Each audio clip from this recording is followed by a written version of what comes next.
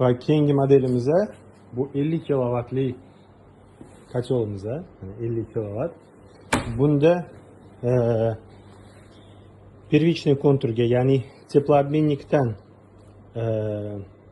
teplообменник bilan kachol orasida kichkina nasos va sistema bilan teplообменник orasida katta nasos qo'yilgan, ikkita nasos qo'yilgan. O'zida встроенный gidrostrelkasi bor va suvga ham 25 litr 1 minutiga suv beradi.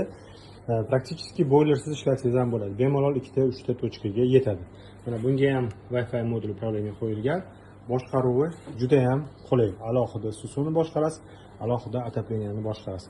Qisqa yana bir narsa aytmoqchiman. Bu kachollarimizga mana bu yil xudo xolisa 20 yil bo'libdi.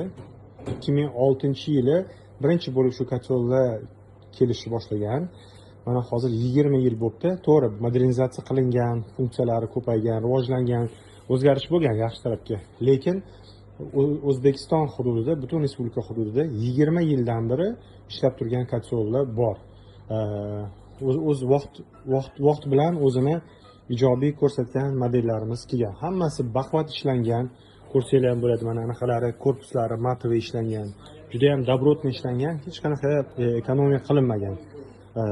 Mana shu 4 xil modelimiz kelgan.